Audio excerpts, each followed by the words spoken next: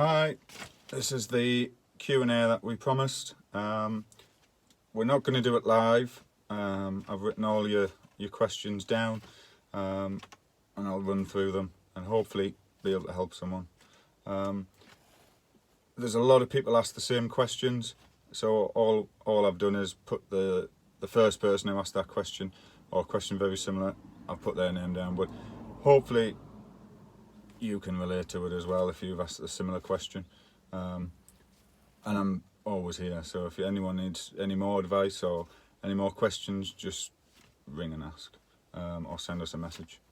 We're in the van, we're between jobs, parked next to a road because I'm using my phone, so there may be a little bit of noise. I just have to bear with us. Okay, well, let's get on with it.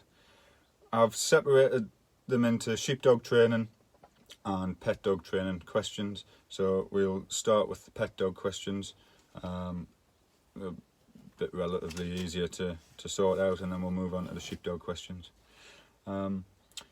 So the first question, which is from Mark on Messenger: how do you get a puppy from sit to lie down?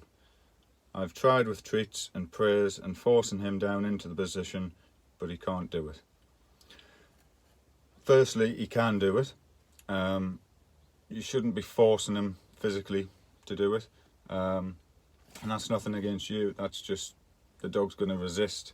All you would do is you would have your treat, get him to sit, have the treat in front of his nose, gently bring it down. As soon as he lies down or puts his front paws down next to your hand to get the treat, give him the command down or lie down.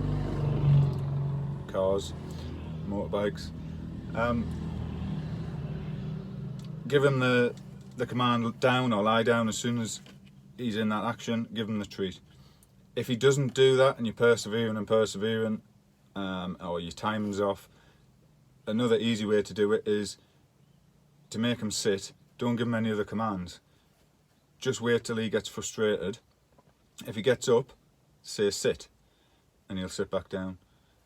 And then he will get frustrated and lie down at some point. You can then give him the treat. Good boy, loads of prayers, high-pitched voice. Give him the treat, lie down, and repeat that, and eventually it will click. You just need patience. A dog naturally lies down. They can do it.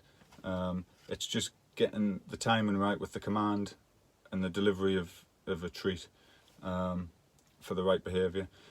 Another way to do it is, I personally don't use clickers because it's just something else to hold, but you can, it's relatively simple. You just use a mark.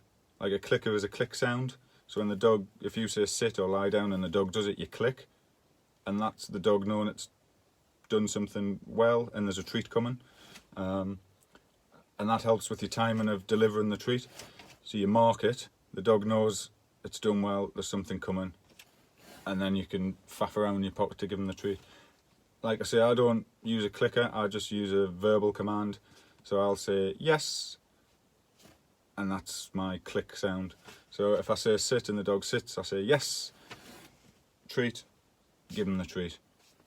So try that as well. Try introducing the mark, which is the word yes or shh, no, or whatever noise you want. As long as the dog associates that with getting a treat, that should be easier. And then you don't have to worry too much about your timing of the delivery of the treat, as long as you get it down to him while he's in that position.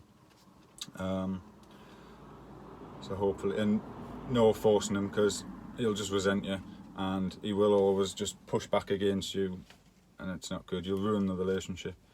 You want to try, when you're doing tricks with dogs, you want it to be positive, and that's it. The second one is from Liam on Facebook. It's lead pulling. There's loads of people asked about this. My dog has always pulled on a lead. She is 4 years old now and is a German Shepherd cross Rottweiler, so very strong. How do I fix this? She even pulls with a halter and a harness. First thing, and there's been loads of questions about halters, get rid of them, chuck them in the bin. They're horrible. For those who don't know what a halter is, it's basically a head collar for a dog. Or halter for a dog. If you see a horse halter, it's all fixed points, i.e. when you have a lead rope on, it's clipped on and it doesn't get tighter when you pull, or the horse pulls. Bit like a flat collar. It'll stay in one place and it'll just push like that. It doesn't choke. With a head collar or halter, it squeezes around the top of the nose, under the chin, and it turns the dog's head. So if the dog pulls, it goes like that. Dogs' nerves run, just like humans, run up the neck. Dogs have thousands of nerves that run up the bridge of the nose, up to the brain, down the back of the neck, into the rest of the body. A halter will damage that. Horrible. Get rid of it. A harness. I personally don't like harnesses because they encourage the dog to pull. You have it clipped on the back and you think, well, it's not pulling on its neck, it's kind of for the dog. It's not really, because you have a chest plate or thicker strap there at least, and the dog's pushing against it all the time, so it's not feeling any correction, and it's not it's not stopping it, it's encouraging it to pull into it and force itself through the pressure. Horses wear a harness when they're pulling a cart. The huskies wear a harness when they're pulling a sled. It's not a tool to use for stop pulling. If you want a harness on your dog, put a harness on your dog. We have a little harness for our pet dog in the house, just so my daughter can walk her, and it's a bit easier for her. My daughter's only 8, but we don't use that for any training or anything like that. Definitely not for lead pulling. What you want to do with lead pulling, and I'll try and do a video on every topic we've covered, you just have a normal flat collar clip lead or a slip lead. Slip leads are good as long as you get the right ones. You don't want a cotton one or sort of a rope type. You want the plastic coated type, because then it has a metal ring, and when it gets tight, and then as soon as the dog stops pulling or you release the pressure, the lead naturally slips loose. So it's like that. Correction, loose, straight away. There's no choking the dog like the old-fashioned chains or anything like that. Straight off. Simple. The dog gets a correction, the pressure's released. Oh, that's why I'm getting the correction. And all you would do is you'd walk a short distance. As soon as the dog pulls, turn, say let's go or come, or say its name, and just give it a little. If I get a lead, this is the lead. Not very prepared. This is the lead I was talking about. Slip lead. So it's nylon, but it's actually covered in plastic, so it's very, very smooth, and it has a metal ring there. So this cannot, as soon as it gets tight, you release it and it slackens off straight away. It does have a little slider which you can pull around, and that stops the ring going too far off. I don't like using these because these can slip down, so I always make sure I just pull that up right to the handle. That way the dog's never going to get choked. It's just going to get a correction and off. So that slips straight down. So all you would do is you put this on, but when you use these, you don't put it where the flat collar is. You put it right behind the ears, and again we'll do a video on it, but it goes right behind the ears and sort of just under the jawline there, and it's not pulling on the esophagus. Flat collars, when you give a correction, a lot of people yank the dog, or you see them pulling like this. All it's doing is flattening the esophagus. Over time that's going to create damage. these are not choke leads, these are slip leads. These are more humane than a flat collar. They're not damaging the dog's esophagus or windpipe. They're just giving it a slight correction, a bit of pressure, boom, off. So what you do is you put this on, we'll do a video on that. You walk a few meters just until the dog pulls in front of you. Then you turn, you walk back. Come on, or let's go, or call the dog's name. You get attention from the dog. Naturally, when the dog pulls, that will give it the correction and then release. So you walk, the dog correct, turns to you and it releases. And then you walk another few meters back, the same will happen, you get it back. Then in the middle of where you've turned and where you think the dog's going to stop pulling, you just call the dog's name, get the dog to look up at you. And it's all about engagement. You need the dog to be engaged with you. It can sniff, it can sniff a lamppost, it can sniff where another dog's weed or an interesting molehill or anything like that, as long as it's not pulling you away. The dog's got to take in its environment, but you don't want to be pulled along. The dog's got to be focused on you and you're the leader. It's not an alpha role, that's a completely different issue. But the dog's got to be engaged with you. You're leading the walk, not the dog. The dog walks next to you, sort of shoulder with your hip or with your knee. You know, it can walk a little bit in front of you if you want. It doesn't have to be exactly there, as long as there is no tension from the dog and you, i.e. a tight lead. When you walk, it just wants to be like that. If the dog pulls, correction, come, and you turn the other way, instantly, pull, come, tension's off. That slips back. Job done. And that is more humane than a flat collar. We'll try and do a video on that because there has been about 30 questions about that one topic. But definitely get rid of the halty. Keep the harness if you want to hold on to the dog, if there's any issues or roads or anything like that and you just want an extra handle, that's fine, but don't use that to train it to heel. You're just going to confuse the dog.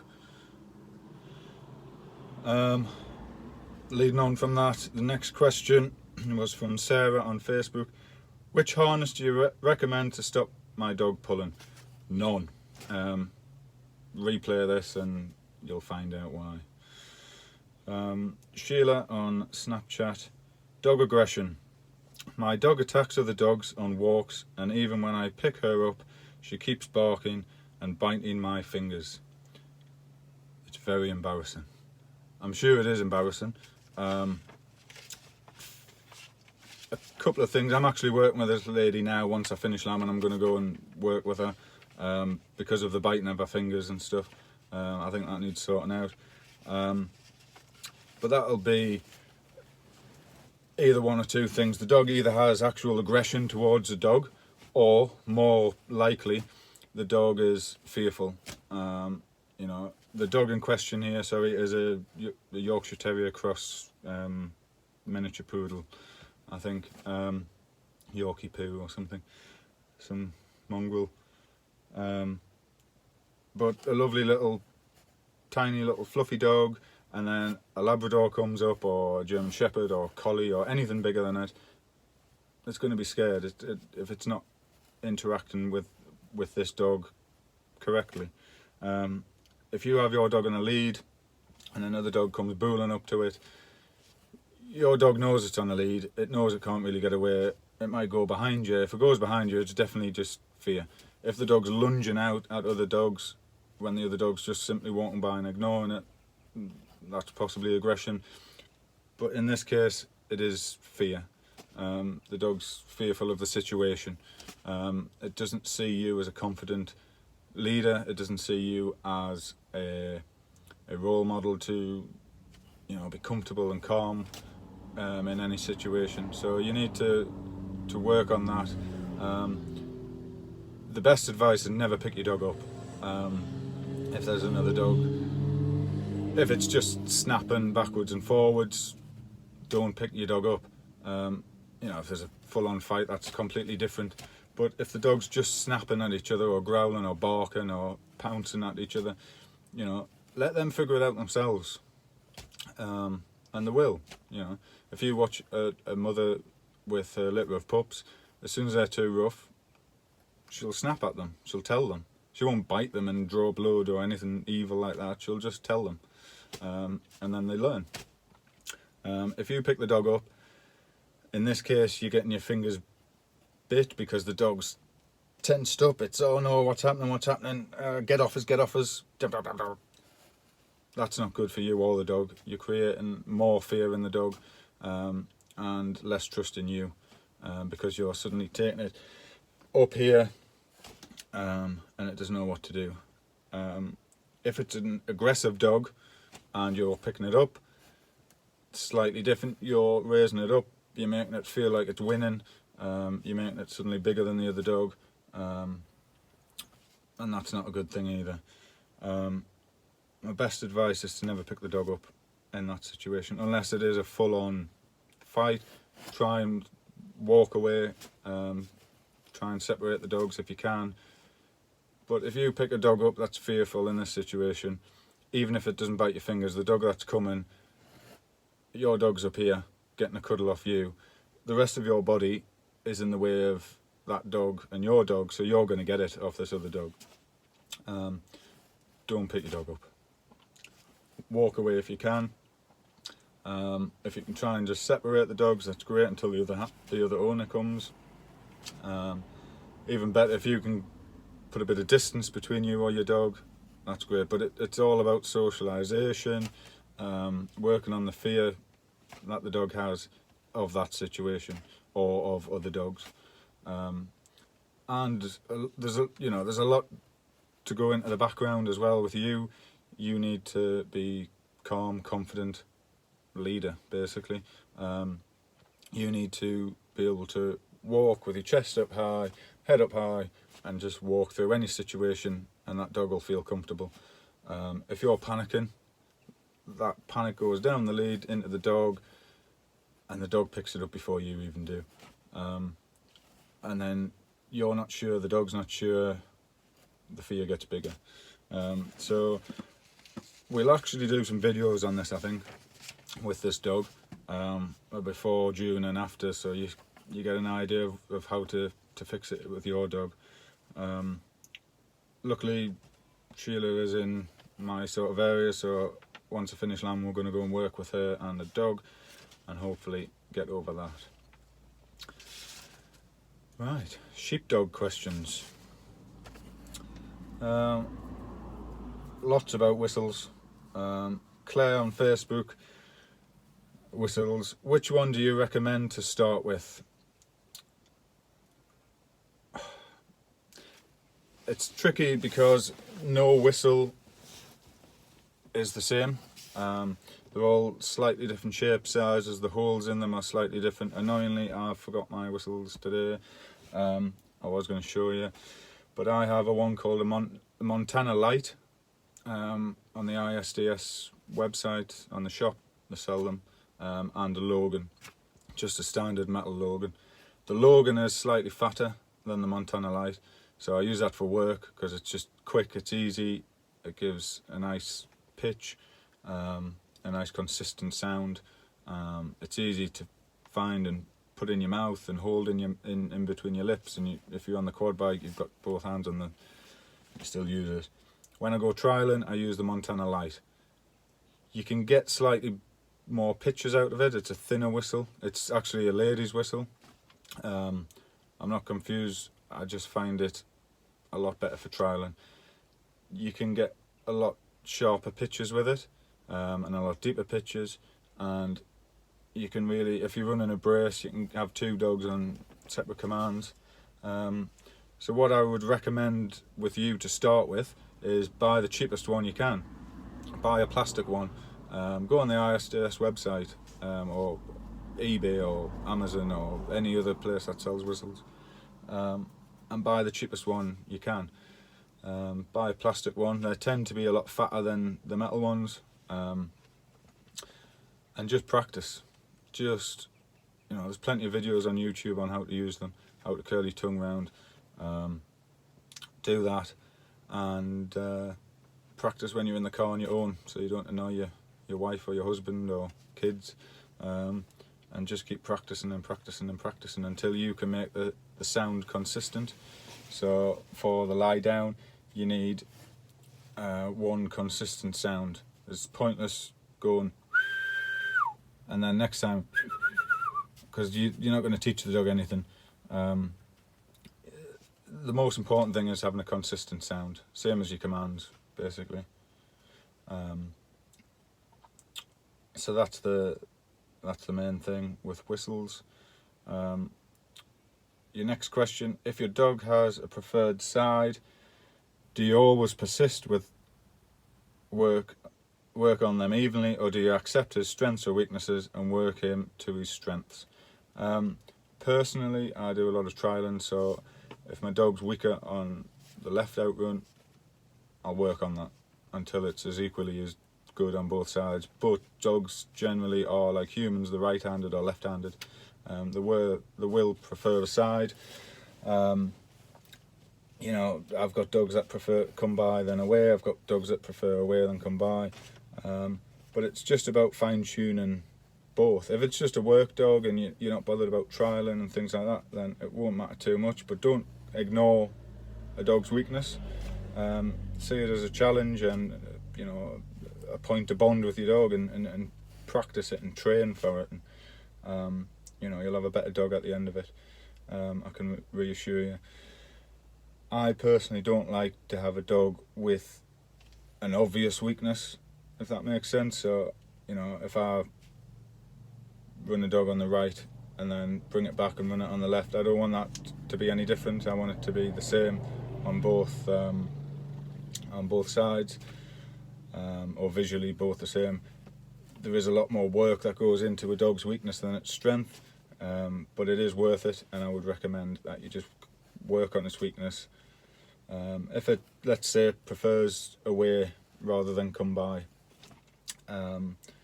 send it away a few times, let it bring the sheep, push the sheep away, or do your outrun, call it back. Do that a few times and then work on your left and you come by. If it's tighter, then you can always stop the dog, put yourself between the dog and the sheep, and then send the dog off, face the dog, send the dog off and sort of jog out to meet it with your arm out, guiding it, come by like you did when you first started the dog on its sides. Another technique you can use is, I call it a slingshot, people probably call it something else. You have your back to the sheep, you have your dog in front of you. So again, you're in between the dog and the sheep, but your dog's really, really close up to you, and you get it excited and you run side to side, calling the dog to you. Then when it's running back towards the, say, come by, you then give it the command, and it just naturally, it's wound up, it naturally runs out wider. And you can notice a difference in that in the first few goes of it. I actually have a video of that that I've done with a customer that I'll try and get up. It's on a GoPro, not my phone, so I'll have to get my wife to help with that. But yeah, like I say, we'll do videos of all these, but definitely work on the dog's weakness.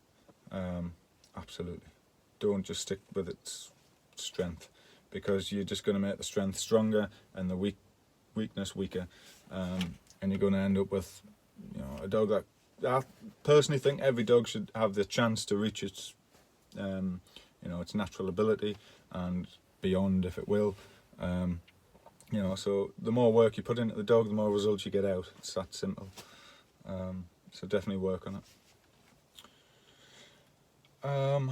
Richard on Facebook: do you think you can overtrain your dog? So going back to the last question, no. Overall, no, you can't overtrain your dog. I've never seen a dog that's overtrained. However, I have seen a dog that's overtrained in a particular aspect of its work. So as a whole, no, you can't overtrain your dog, or overschool your dog. But you can ruin a dog by trying, let's say you give the dog a half-hour lesson or 20-minute lesson on shedding. If it's struggling with that and you're persistent with it, you're going to do more harm than good. You want to mix it up a bit. So, overall, you want to be doing more of the shedding to get the dog stronger at shedding and more confident in shedding. But you don't want to just do too many lessons of shed. You want to do 3 or 4 sheds, let the sheep wander away, reward the dog with a nice outrun, let some steam off the dog, let the dog bring the sheep to you, because that is the biggest reward for a sheepdog. Give it loads of praise. Once it gets it in, maybe do a split, so you're shedding the sheep in half rather than just shedding one off, and then put them back together, let the dog do another outrun, bring the dog back, then maybe do a shed, then do some driving. Just switch it up a bit, but always go back to the point that you want to train on, but never do a lesson of just shed. Some dogs will stand that, but I wouldn't recommend it.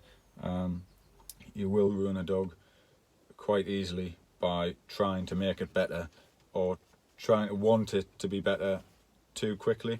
Every dog is different. Every dog has its own time scale of learning certain things. So yeah, don't overdo it in one particular lesson, but I don't think you can do too much training with a dog. There never comes a point where the dog is fully trained, full stop. That's it. I don't need to do any more schooling with it. International runners, national runners, supreme champions, they'll all be working on a farm somewhere, day to day. When there's a competition coming up, that handler will take the dog back to a field and do a little bit of schooling and just make sure the dog's sharpened up. A bit like a pencil, you use it, and then you sometimes just need to take it back, sharpen it up, and get it crisp, ready for the competition. And sort of see where else you need to work on with the dog.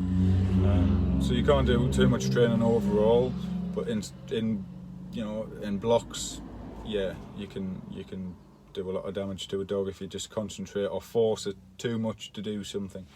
You need to mix it up in the lesson and keep the dog excited, and always finish the dog when it's tired but excited to go back after the sheep. Don't carry on until the dog's absolutely haggard and just wants to sit in the water trough knackered. You're just going to lose interest with it. You want to take it away when it's tired but still enthusiastic to work, and then put him or her back in the kennel and let us think about it and have a rest, and then the next day take it out, do some more, mix it up again, and just keep working away at things slowly. But throughout the dog's life, you're always going to do a little bit of training with it. You're going to bring it back and do a shed just for the sake of doing it, just to sharpen it up, keep it up there in its head. So you can't train a dog too much, but you can do too much in a small block. Mark on Facebook, shedding. Where to start, i.e. what age, and should you just shed a single in training? No, you shouldn't shed just a single, because you're never going to shed just a single every single time. If you're lambing, technically you're shedding 2 or 3 if there's a ewe and 2 lambs, or a ewe and 1 lamb, that's 2 sheep. When you go to a trial, you'll be doing a split, so you split them in half. So if there's 6 sheep, you're doing 3 and 3, or if there's 4, you'll do a 2 and a 2.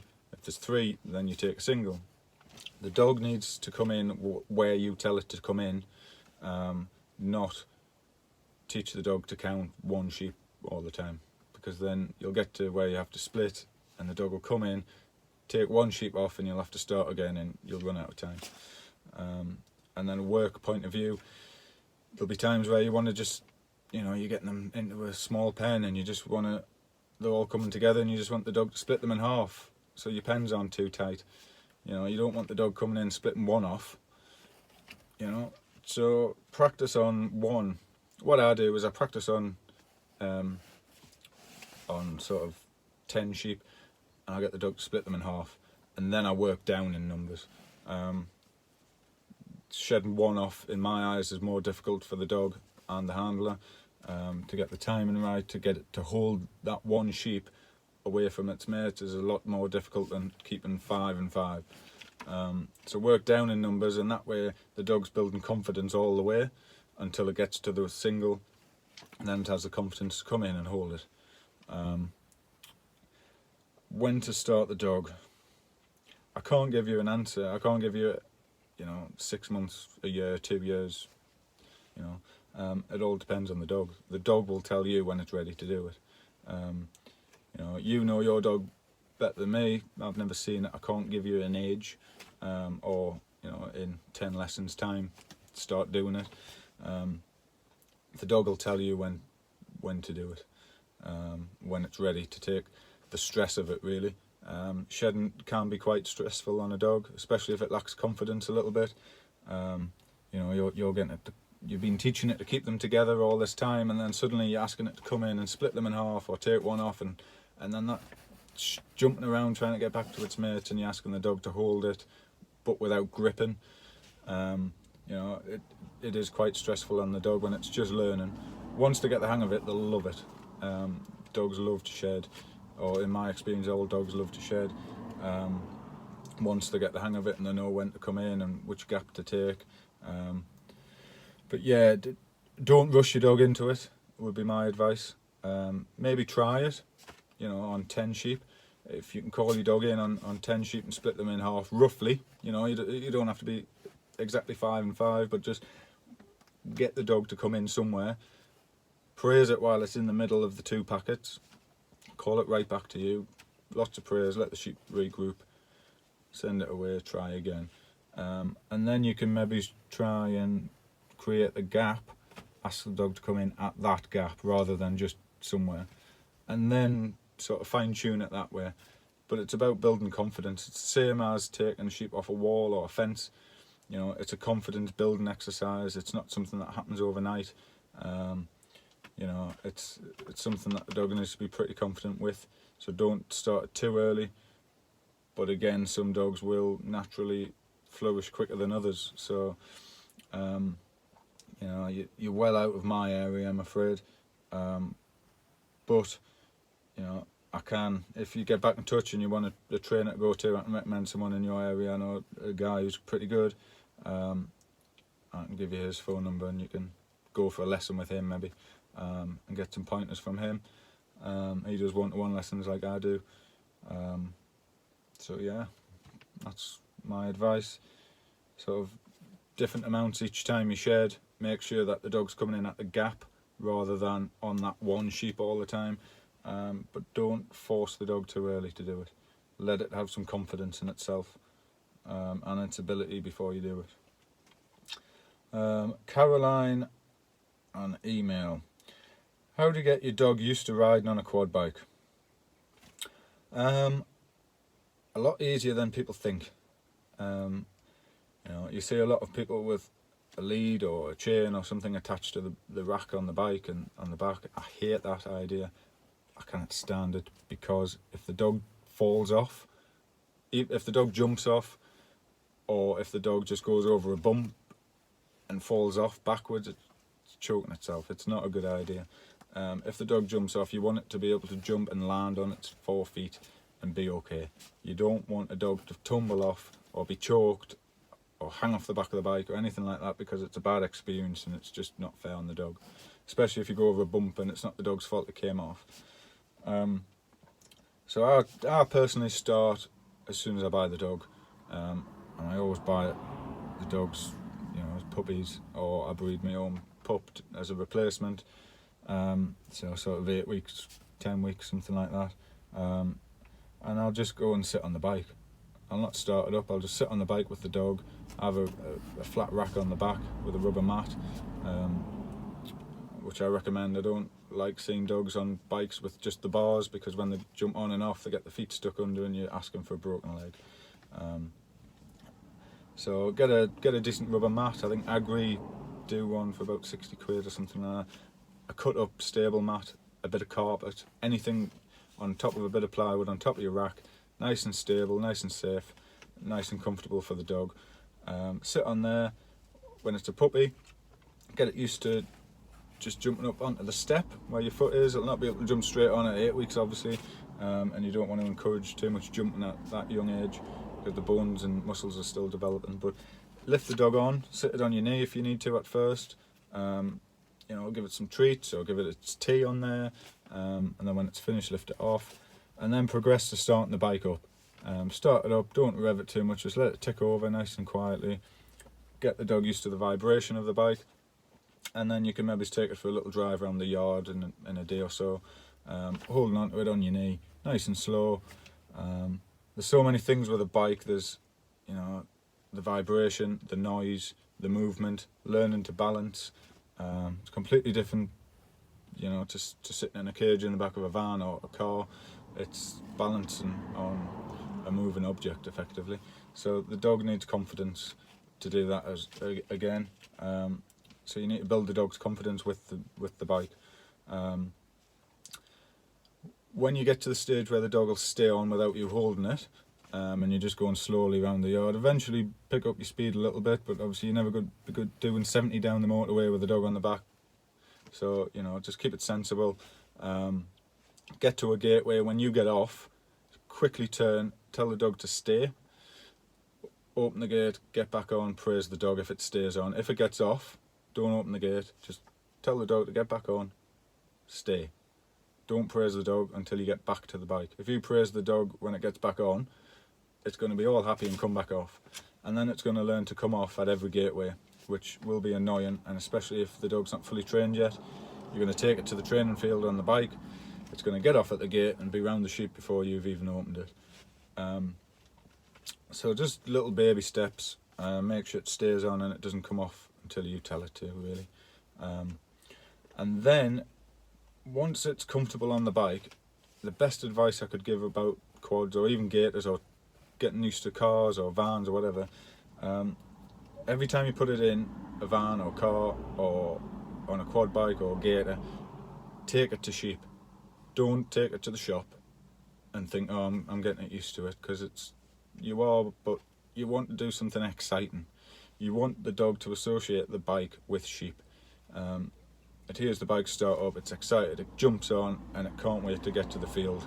It doesn't want to jump off because it realises the quad's quicker than running around and having to get back on and off and off. It'll stay on the bike, you go to sheep, and it's doing a fun thing.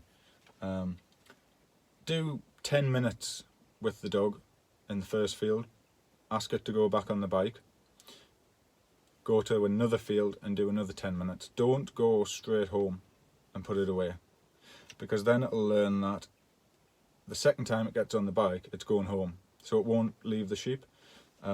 Just move from field to field. If you can, let the dog off, a bit of sheep work, 5-10 minutes, whatever, 2 minutes, you know, and just put it back on the bike, go to another field, and then it'll associate the bike with sheep and it'll love the bike.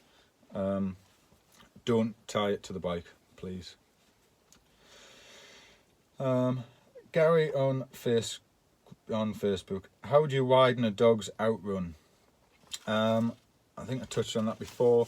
A couple of things. People can set up a false fence if you like. So if try and do this in the van, if that's your wall or your fence, that bit of paper there, you would set another one up here, so you've got a bit of an alleyway, and you'd stand here and have your sheep up here, and you send the dog through that alley. And this false fence, because it's open at either end, is keeping the dog out. That's one way of doing it. If you have a landlord or a boss, or you're just lending someone's sheep and field and you can't really set that false fence up, then I think I mentioned before the slingshot, where you get the dog wound up, left, right. When it's aiming the way you want it to do, you send it away and it naturally goes out wider. You practice that a few times and the dog will get a lot of praise when it comes back to you, and it'll learn just to stick out wide. The other technique, probably more commonly used, or more commonly that I've seen other people use, is where if you have the sheep here and the dog here, you would stand here. So you've got your back to the sheep, which is over here. You keep the dog here and you'll tell it come by, for instance, and the dog will, wrong way, the dog will go around and you come out to meet the dog, and that'll naturally make the dog go around you. Porsche day out, I think. The dog will naturally go out with you, go out wider around you. The other thing you can do is just put subtle obstacles in the way, but things that the dog's not going to trip over. Don't put a trough there, for instance. Put like the quad bike there, or the quad in the trailer a bit further up, and then that way the dog's got to go out wide around them. Eventually you reduce that, reduce the obstacles, and then you have a dog that runs out wider. Always praise the dog when it's out wide, and use a command that says, out or get out or something like that.